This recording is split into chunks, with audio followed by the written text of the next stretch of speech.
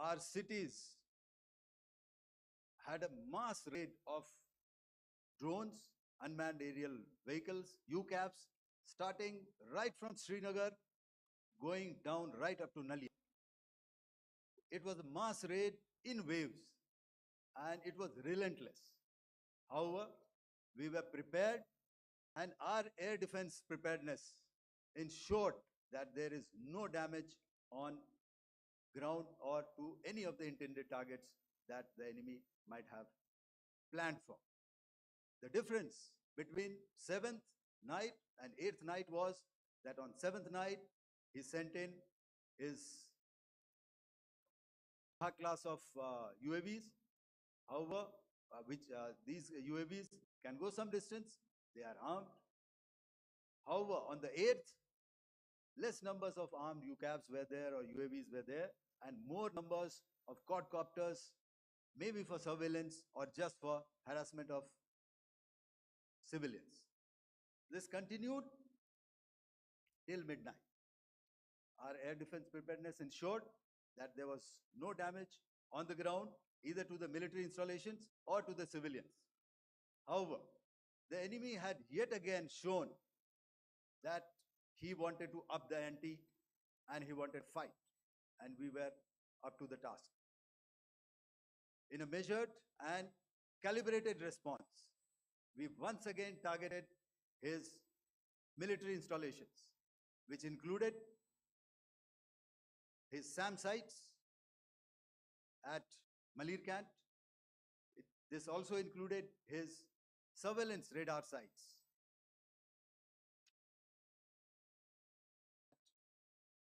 Lahore and close to Gujranwala. These were suitably addressed, and thereafter his drone attacks continued even till morning, which we countered, and during the daytime there was some respite. Here I would like to bring out another aspect. What we found was that while the drone attacks were being launched from somewhere close to Lahore, enemy had allowed his civilian aircraft to also continue to fly out of Lahore. Not only his own aircraft, but international passenger aircraft, which is quite insensitive, and we had to exercise extreme caution, even at the cost of some tactical disadvantage, to ensure that there is no damage to any of the civilian aircraft. And this was also brought out in our press briefing during the day. So I will now hand over to my colleague to cover the events of 9th onwards. On land, we also undertook certain measures such as deployment of air defense and electronic warfare assets to establish an integrated grid with the Indian Air Force. And I have seen and heard some of you wax eloquent about the benefits of such an architecture when it comes to negating and combating air intrusions. We also carried out deployment to include movement of our forces in the land, sea, and air domains. The night of the 9th and the 10th of May saw similar intrusions by drones and aircrafts. And this time, there was a concerted effort to target airfields and some very, very important logistic installations, albeit yet again unsuccessful and denied gallantly and efficiently, I must say, by the integrated Indian Air Force and Indian Army Air Defense. We further strengthened our deployment and also initiated some pressure points to send a very clear and unambiguous message to the other side to desist from any misadventures on land. Some of the airfields and dumps saw repeated attacks in waves from the air. All were thwarted. The Pakistan Army has reported to have lost approximately 35 to 40 personnel in artillery and small arms firing on the line of control between the 7th and the 10th of May. What the other side had probably also not reckoned with was the speedy and precise turnaround and hit back by the Indian Air Force. And I will yet again ask Air Marshal Bharti to speak about these significant and game changing strikes. I will thereafter request Vice Admiral Pramod, my colleague and Director General of Naval Operations, to tell us about some very telling naval maneuvers in the Arabian Sea that exerted pressure on the night of 9th and 10th of May. Over to you, sir. Commencing about 2000 hours, that is 8 p.m. local time, on 8th of May, several Pakistani unmanned aerial systems, drones, combat vehicles attacked multiple IF bases. These included Jammu, Udhampur, Pathankot, Amritsar, Bhatinda, Nal, Dalhousie, Thois, Jaisalmer, Uttarlai, Falodi, Nalia. These were almost simultaneous and they came in waves. All our AD guns and other systems were waiting for them. All these waves were neutralized by our trained crew using the air defense systems that they have. And also, some of them were utilized using our legacy systems like Pechoras and IF Summer, which we have recently acquired. And some were neutralized by the Garud snipers. There was no damage on ground from these incursions and these mass raids, if I could call them, from the Pakistani side. However, following these relentless attacks on our air bases, on our forward positions, and on our civilian targets, this was time to convey some message to our adversaries. And therefore, a decision was taken to strike where it would hurt. And towards that, in a swift, coordinated, calibrated attack, stuck air bases, command centers, military infrastructure, air defense systems across the entire Western Front. The bases we struck include Chaklala, Rafiki, and mind you, Chaklala is Islamabad. Rahim Yar Khan, Sakar, sending a clear message that aggression will not be tolerated. This was followed by strikes at Sargoda, Bholari, Jacobabad. We also struck the C2 centers at Murid, the UAE complex at Murid, Rafiki, radar at Chunia, which I will show you, Rahim Yar Khan airfield, and the unmanned combat aerial vehicle hangar at Sakar. I would like to reiterate here that we have the capability to target every system at these bases and more. However, it was only a measured response to instill good wisdom to our adversary to refrain from further escalation. IF response was directed only at military installations, avoiding civilian and collateral damage. I would now like to show you some of the effects that have been achieved as a result of our air operation.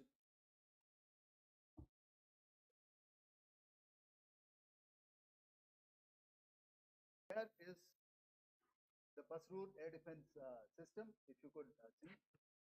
Zoomed up view, this is the radar mounted on a high tower. And after the strike,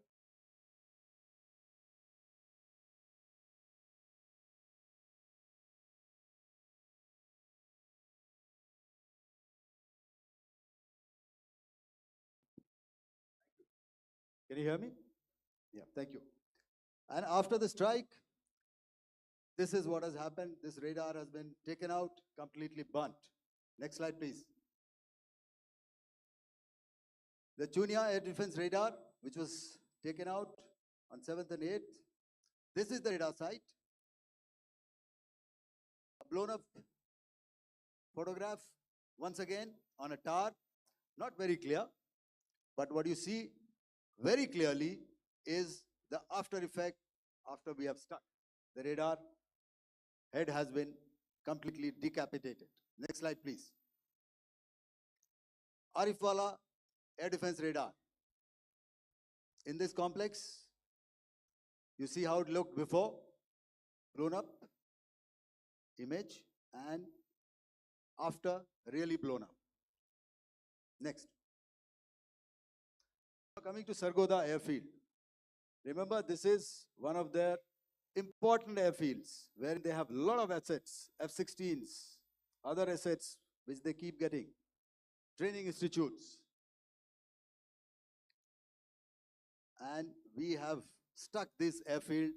It is not, if you zoom in here, then one impact point here on the runway and second impact point of our weapon, precision weapon on the runway.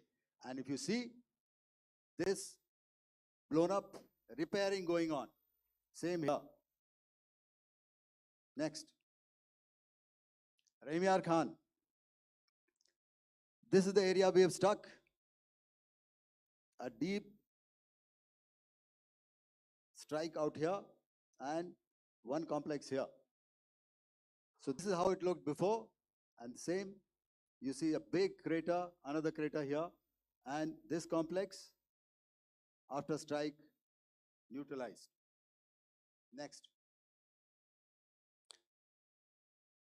Chaklala airfield, Noor Khan, once again a major air base, a lot of their logistic assets out here.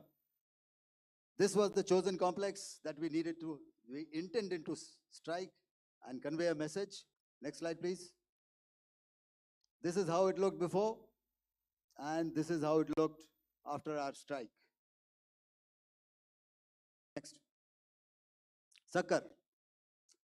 We chose the radar site at Sakar. This is the radar site, and after it was struck, this is the aftermath, completely burnt out. Next, please. Aircraft shelter. This is how it looked before the strike, and this is how it looked after the strike. The roof of the buildings completely caved in and burnt. Next. Bolari airfield, aircraft hangar. This is how it looked before, and this is how it looked after the precision strike. Next. Jacobabad, aircraft hangar, and this is how it looked after. Next. So what I'm trying to convey here, ladies and gentlemen, is to start with, our fight was neither with the Pakistani military nor with anybody else who's there on the other side. Our fight was with the terrorists. We neutralized the terrorists that we selected to be neutralized, and thereafter, we only maintained the air defense posture. However, we were relentlessly pounded by waves after waves, night after night, by his UCAVs, by his drones, and by his other unmanned aerial systems. And that left us with no choice but to retaliate, and yet our retaliation was calibrated, it was graduated, and it was proportionate. Thank you.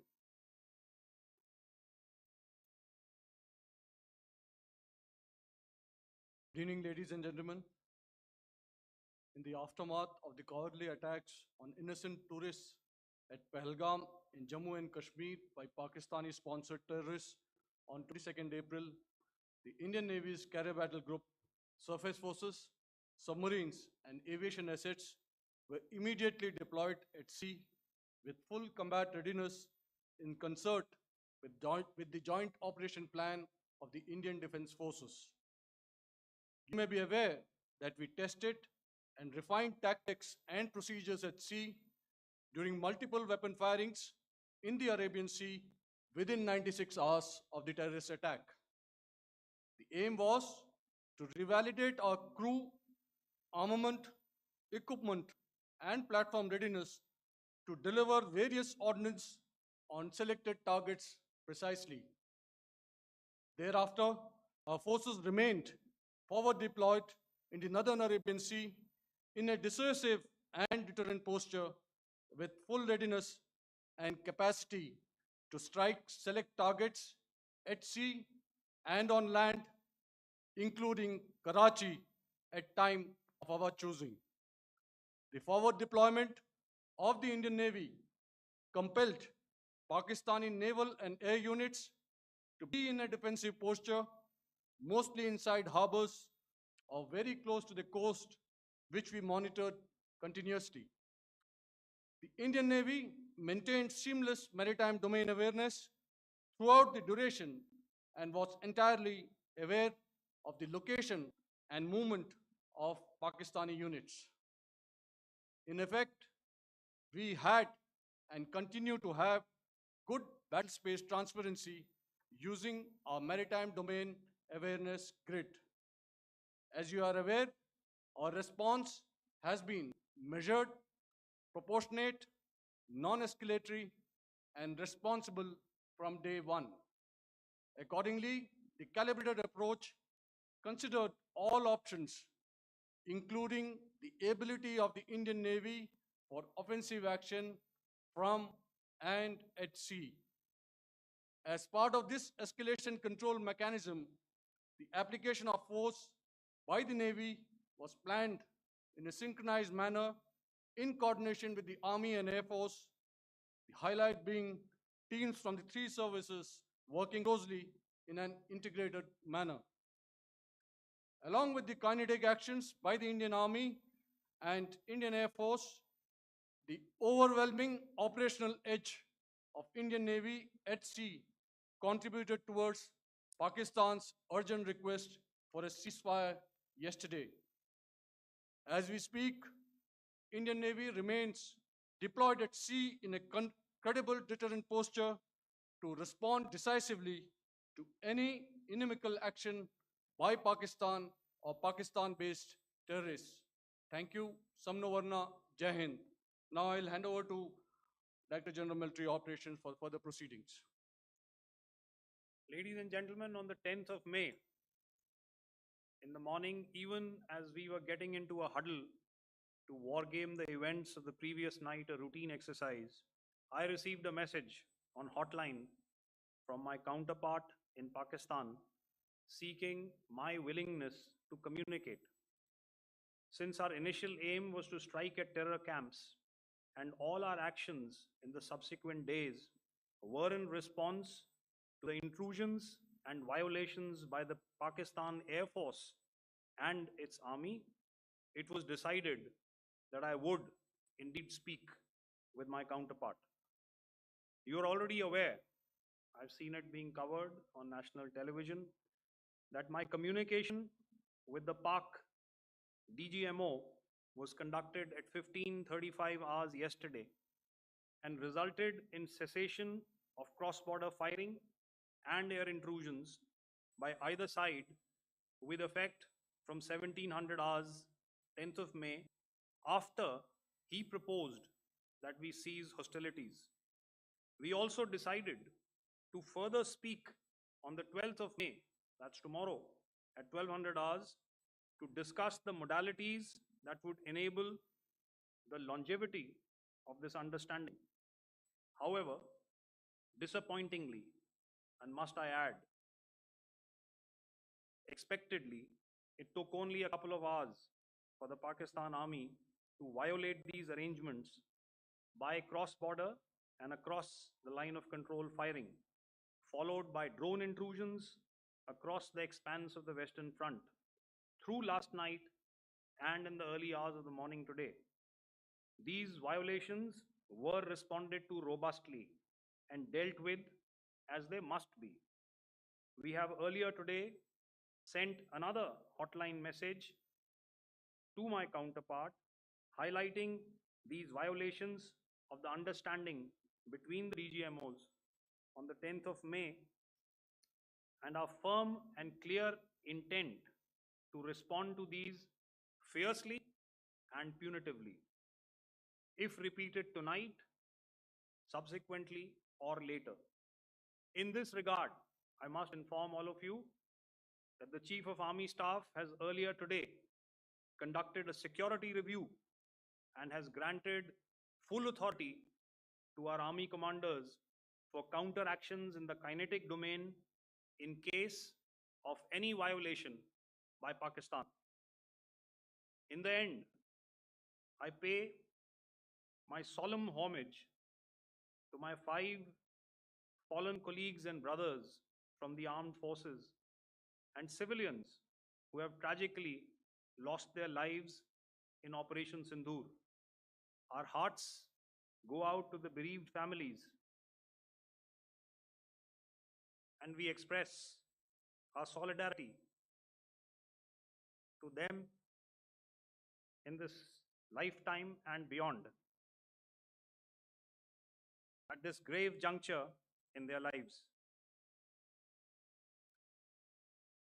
Their sacrifices shall always be remembered and spoken of in glowing terms by a grateful nation. We have thus far, ladies and gentlemen, exercised, and my colleague Pramod highlighted this, immense restraint, and our actions have been focused, measured, and non escalatory. However, any threat to the sovereignty, territorial integrity, and safety of our citizens will be met with decisive force. Jai Hind. Okay, ladies and gentlemen, we are now open for questions. All right, now since I would not know all of you, I would expect you to please raise the placard or your hand, and once I indicate, I expect you to please give out your name and the media group that you belong to. Keep your questions short so that we can take as many questions as possible. Also, ladies and gentlemen, kindly bear in mind that confidential aspects may not be answered by the 3 DGMOs. Right. I got a lot of hands there. Let me start from the left. Left foot always in front when we start marching. So here we have to the left, okay, yeah, 238.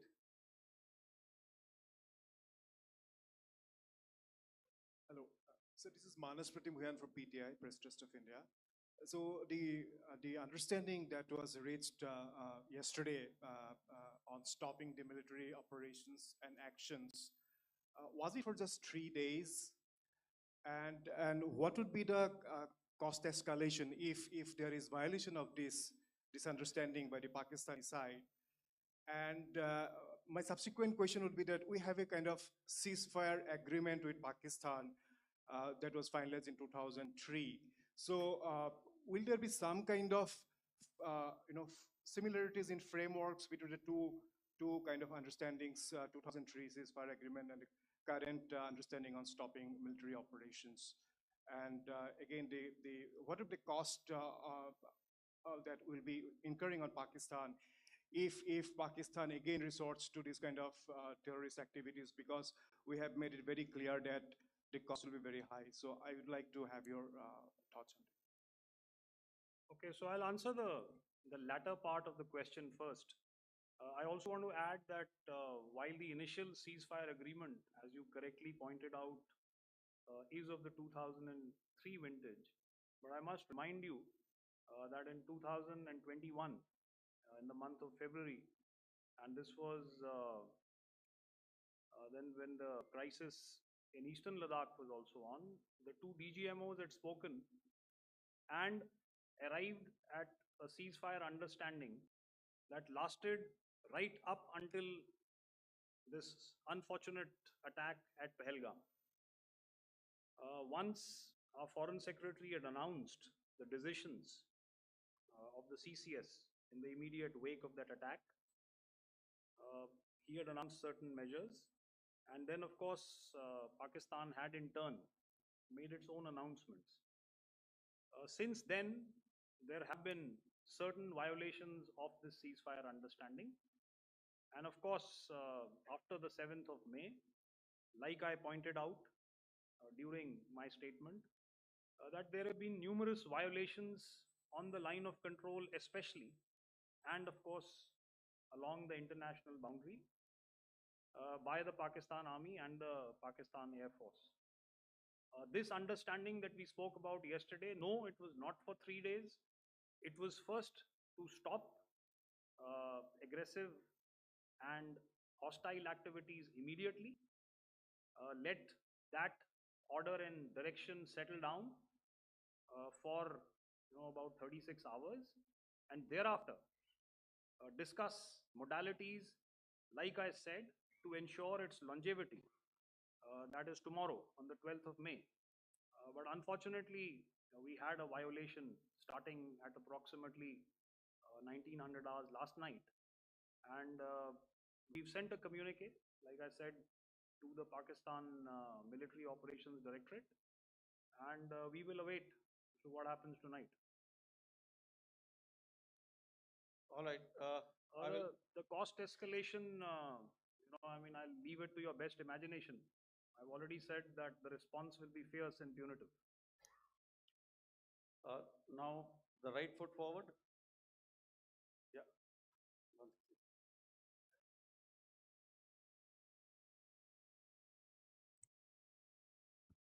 Sir, I'm Ajit Dubey from ANI, sir.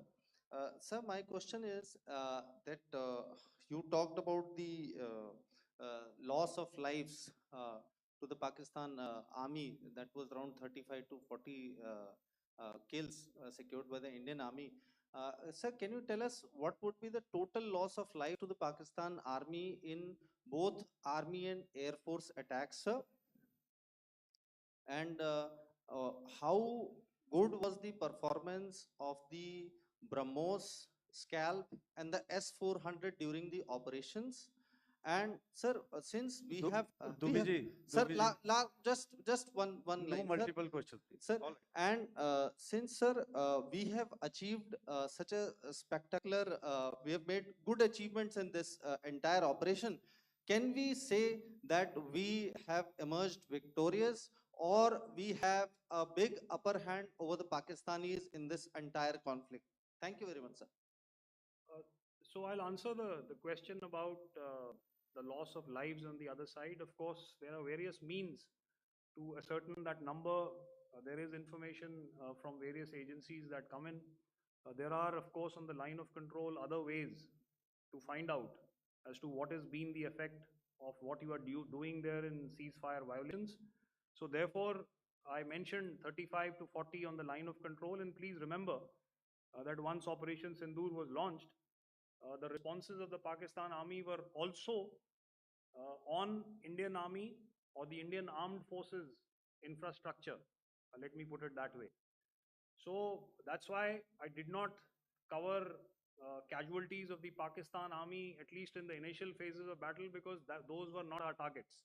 Our targets were terror oriented. And of course, later, once they launched air intrusions and air operations on our infrastructure, we've used heavier weapons, and of course there would have been casualties, but those are still being assessed.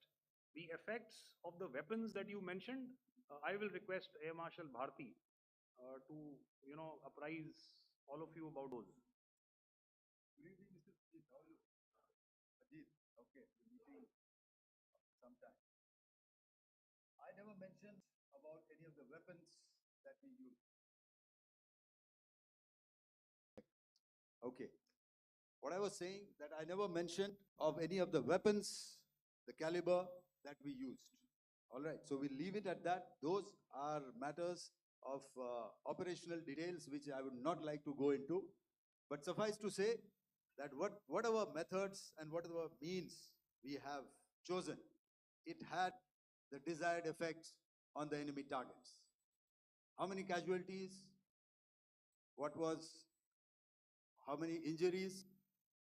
Well, to start with, our aim was not to inflict casualties, but in case there have been, it is for them to count. Our job is to hit the target, not to count the body bags. And the last part of your question, I wonder if you read out the tweet on ADGPI at midnight once we done what we had to in Operation Sindoor. And that's credit to my friend here on the left. Justice has been served, Ajit. That is all that I will say. Ajit, I'll request you to, refrain putting words into his mouth. All right. Yeah, I'll come back to the left. 147. Sorry, 47. No, 47. Did I see it here or? Yeah. Good I evening, saw it there. gentlemen. Sorry, 147, I saw it there. Sorry. Yeah, since I've already said 147, start please. Hi, sir. Good evening. This is Shivam Patel from Reuters News Agency. Thank you for giving me the opportunity. My question, sir, is how many military targets did Indian Armed Forces strike in Pakistan in response to the attacks from Pakistan? How were these targets selected? And how many troop casualties have been there in total on both sides, if you give details? Thank you. I'm sorry, where are you? I haven't Yeah, spotted his. he's to the Yeah. right. Can you just repeat that for me, please? Sure, sir. So my name is Shivam Patel. I'm from Reuters News Agency. My question is, how many military targets in total did the Indian Armed Forces strike in Pakistan in response to the attack from Pakistan? How were these targets selected? And how many troop casualties have been there on both sides, if you can? So you're speaking of the targets that I mentioned in the wake of the attack at Pahalgam, right?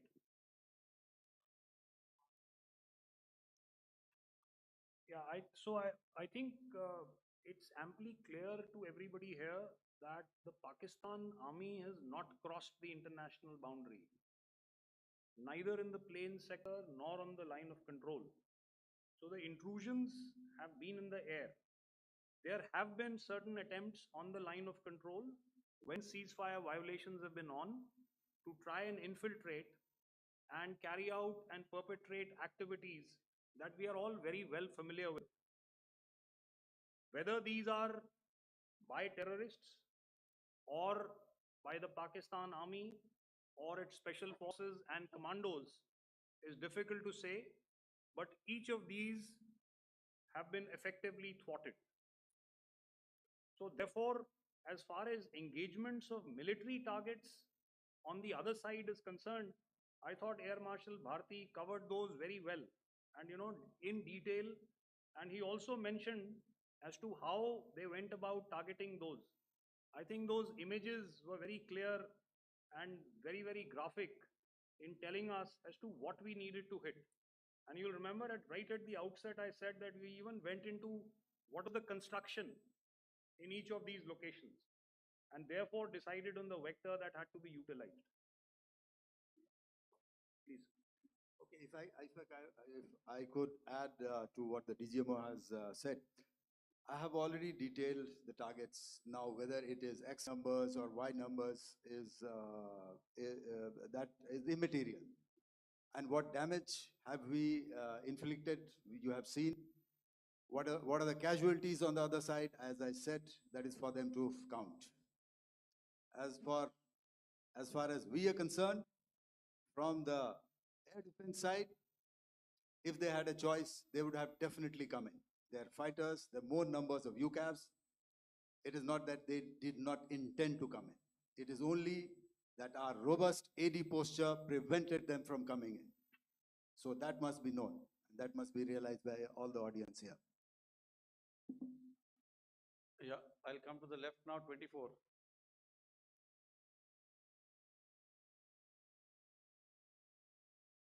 Good evening, sir. This is Anvesh Rath from Z. Sir, I wanted to know on the first briefing, which was done by FS and two representatives from Air Force and Army, you showed a list where there was 21 places in that list. You have stuck 9. Are more operations going to be held? Is Operation Sindoor still on? And the second question, thank you, sir. Thank you so much. And also, I want to congratulate all three of you for a fantastic operation that you guys have done. Thank you so much. Thank you so much for that one question. Yeah. Sir, the question. Unfortunately, Rath, is that your name? I'm sorry. You know, as far as operational details are concerned, I'm not in a position to share those right now. But I think I'll take a cue from Pramod. You know, he said towards the end that the Indian Navy is still in a posture that is deterrent. And I have already made it very clear towards the end of what I said that it's only a couple of hours ago that the Chief of Army Staff has carried out a security review and he's authorized our army commanders to deal with violations of any kind from across the borders in a manner that they deem fit. So again, to reiterate, the response will be fierce and it will be punitive.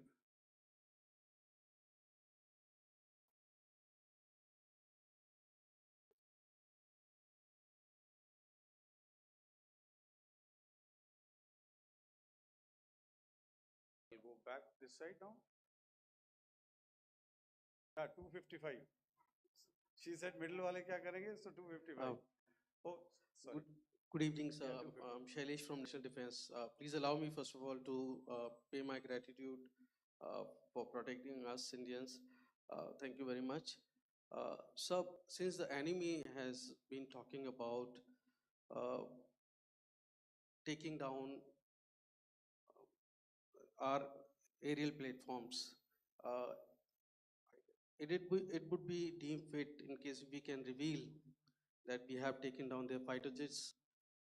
What could be the number? Though you said that they may be not good to reveal the platforms, but since this has come from various quarters uh, in Pakistan, so I believe that we need to answer in case if you can, sir, if you may allow. The question is for me. Yes, sir. Okay, and if I get it right, you want to know how many of their planes we have downed? Yes, sir. Yes, sir. All right. See, as I said, their planes were prevented from coming inside our border. All right. So we do not have the wreckage with us, but definitely we have downed a few planes. Numbers, we would not like to hazard a guess out here. Okay. I have the numbers, okay, and we are getting into the technical details of it to establish it. So I would not like to put a figure at this time, but definitely there are losses from their side which we have inflicted. Were they Please don't ask. were they fourth generation plus, sir? No, See, you're sir, putting words into my mouth. Why do you Sir, say fourth generation? Let us make it high tech. Thank you so much, sir. all Thank right. Yeah, 163.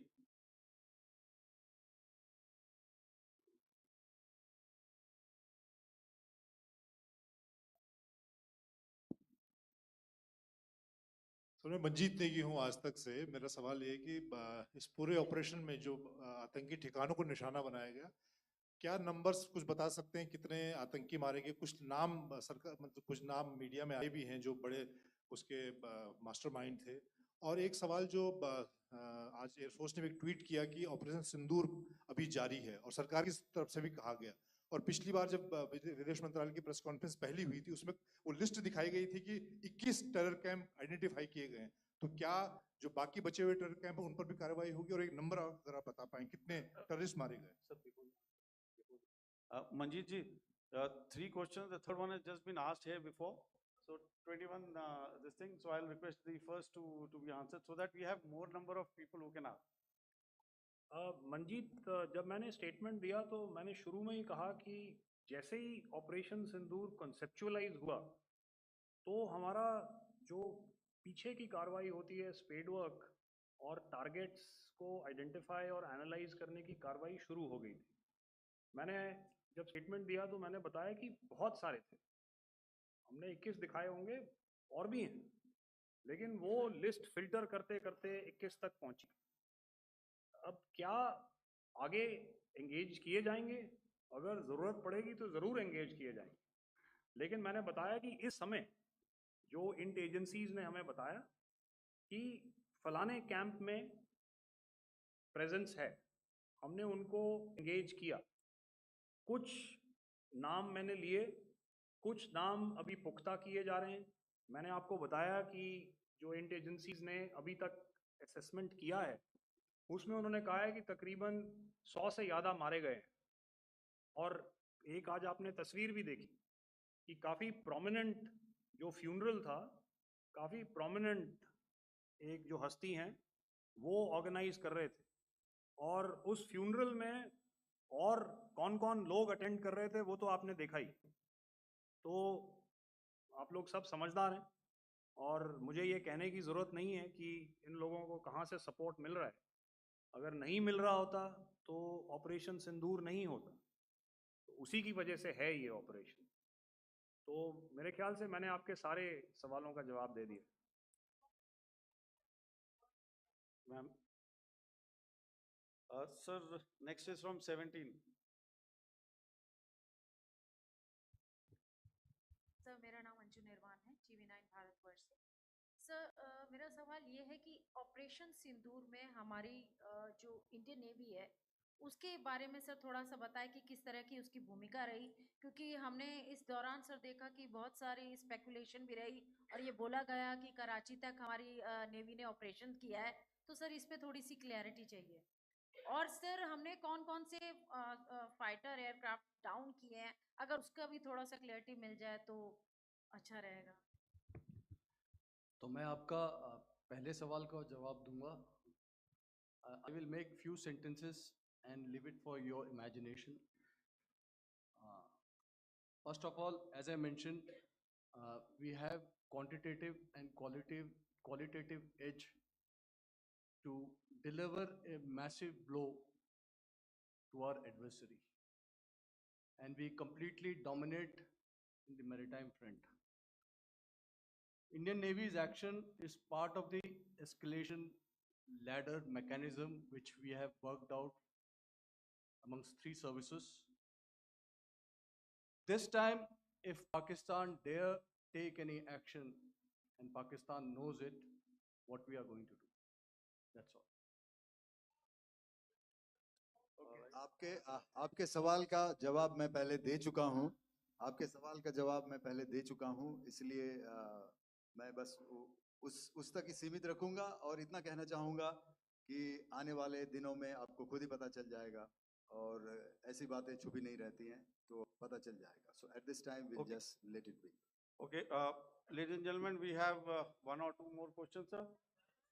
So, please, they are going to be outside. You can speak to them there also. 104. 104.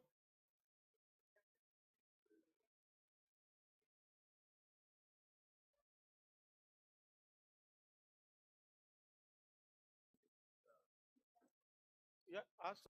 Sir, Dinaka with the Hindu newspaper. Are you surprised that you got this question? No, sir. Just look. Sir, can you give a number of assets we lost? Because there's been a lot of speculation going on. International media writing a lot of things about our platforms, including Rafales. I mean, Pakistan claiming that a Rafale has been downed, etc. Can you put that question to rest and clarify on that? I guess that question is me. All right, I'm happy that you've asked this question. You know, we are in a combat scenario, and losses are a part of combat. The question that you must ask us, okay, and indeed that we must ask ourselves, you inclusive, is have we achieved our objectives? Have we achieved our objective of decimating that terrorist camp? And the answer is a thumping yes. And the results are for the whole world to see. As for the details, what could have been, how many numbers, which platform did we lose? You know, at this time, I would not like to comment on that, because we are still in a combat situation. And if I comment on anything, it will only be advantage adversary. So we don't want to give him any advantage at this stage. All I can say is that we have achieved our objectives that we selected, and all our pilots are back home. Thank you.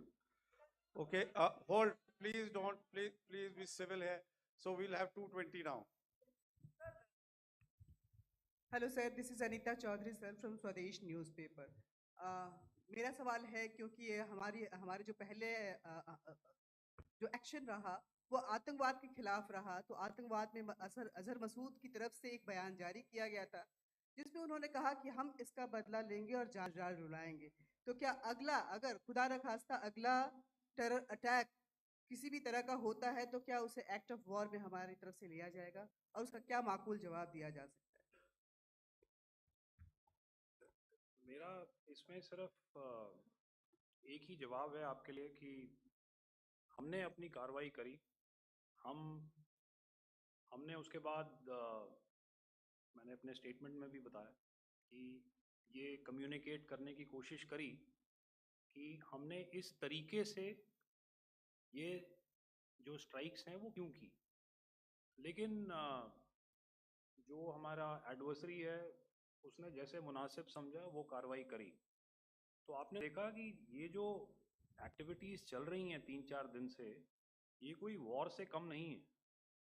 Normal circumstances में एक दूसरे देश की air forces हवा में नहीं उड़ती हैं और एक दूसरे के ऊपर स्ट्राइक्स नहीं करती हैं। हर रात इंट्रूजन्स नहीं होते हैं।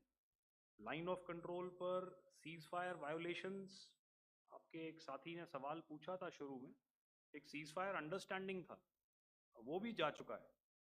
उस सीज फायर अंडरस्टैंडिंग के जाते जो फायरिंग हो रही है लाइन ऑफ कंट्रोल में, उसमें घुसपैठ की कोशिश हो रही है।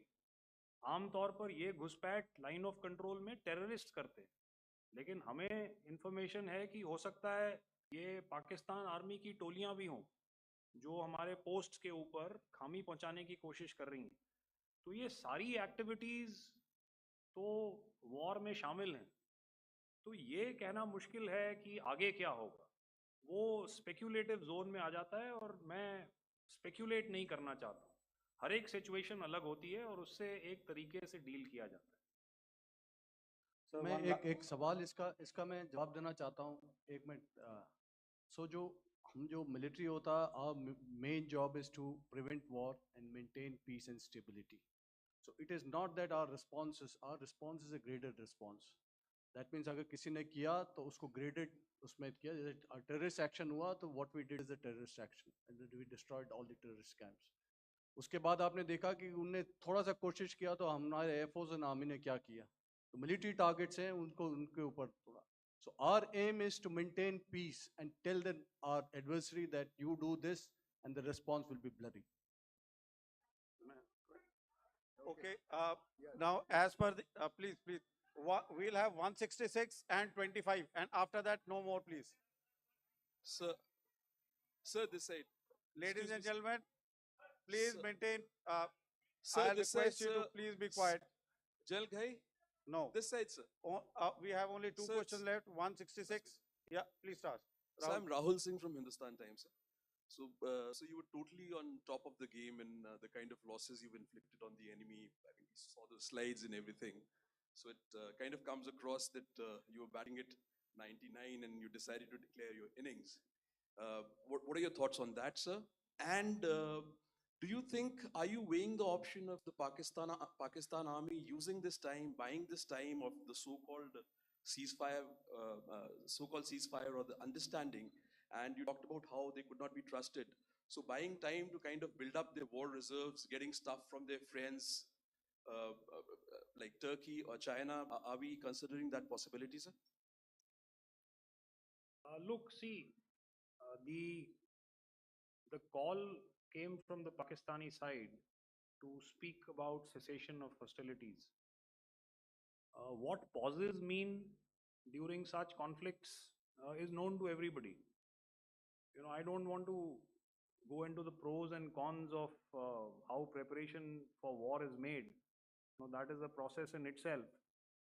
But I think my senior colleague here, the DG Air Operations, spoke, or he alluded at least, you know, to what this operation was precisely and specifically meant for.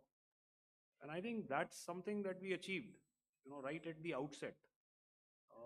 Had we had the option not to go further, we probably wouldn't have. But we've been compelled to be in this situation. And as you've seen, the armed forces of India, and you've got the three director generals sitting here, we are always prepared to face any eventuality. And like I said, that's for the sovereignty, the territorial integrity, and the safety of our citizens. So whatever has to be done will be done. I'm not so concerned about what Pakistan will do in this time. I'm only concerned about what we will do. We have a roadmap and a plan, and we will follow it diligently, and we will follow it to the T. That's the contention that I want to make here today. Ma'am, please. Okay, the last question, and ma'am, 25, she's been asking since Sir. the first part. Sir, I'm Nandita. Sir, She's not asked a question. Sir, I'm Nandita Dagar, DAGAR from DD News and DD India. Sir, I want to ask you that my question is to General Ghai. Sir, you spoke to your counterpart yesterday and the Pakistani counterpart. Sir, what is the Indian Army's assessment that despite that agreement, that talk that you had, despite that agreement coming into effect at 1700 hours yesterday, why did they violate it? And number two, yesterday at the joint defense ministry and foreign ministry briefing, Wing Commander Vyomika Singh and Colonel Sophia Qureshi had told us that we have cited the Pakistani troops amassing at the borders and at the LOC. Sir, has that situation changed? Have they withdrawn? And sir, if in case, despite now there is a lull, of course, but if tonight again the enemy again carries out shelling and aerial intrusions through drones, what is going to be our response, sir? Thank you. So without outlining the specifics of that response, I've already made it clear that there will be a response, and it will be fierce and it will be punitive. Why the Pakistan Army chose the option of violating the understanding that was arrived at earlier yesterday, I think that's a question that we best answered by the Pakistan DGMO. I wouldn't be able to, give you that. But, in situations such as these, and if you go back into any conflict, sometimes these understandings take time, to fructify and manifest on ground. But without, getting into the reasons, it is our mandate to be prepared at all times, and that we were. It's not as if because there was an understanding we weren't prepared. I must tell you that the armed forces were on a very, very high alert, and they continue to be in that state even as we speak. Oh, all right. Ladies and gentlemen, please, ma'am, please.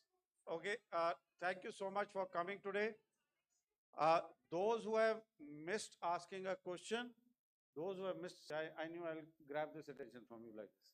Those who have missed the opportunity to ask a question can give me a written one. I'll definitely get back to you with that. And also, they are they are invited for a cup of tea in my office day after tomorrow. Thank you, ladies and gentlemen, for coming. Thank you.